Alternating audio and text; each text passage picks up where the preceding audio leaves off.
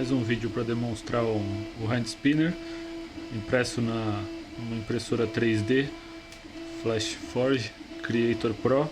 O material é PLA e eu estou usando uns rolamentos de skate aqui.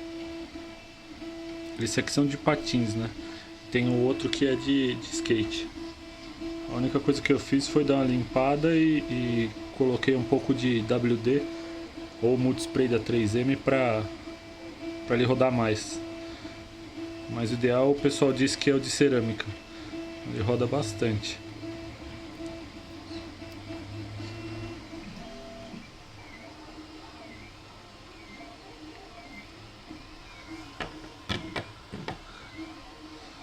Esse aqui tá com os rolamentos de skate, ó.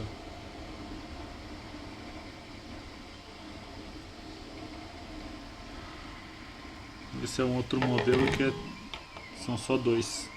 Na verdade são três, né? Um central e os laterais.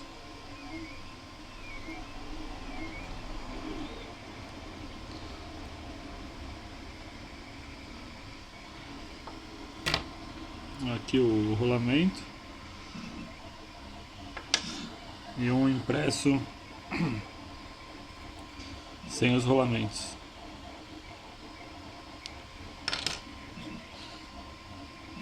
Uma outra impressão de uma rodinha aqui, é a Fuchs, que imita a do Porsche. Na verdade imita não, né? É a mesma roda.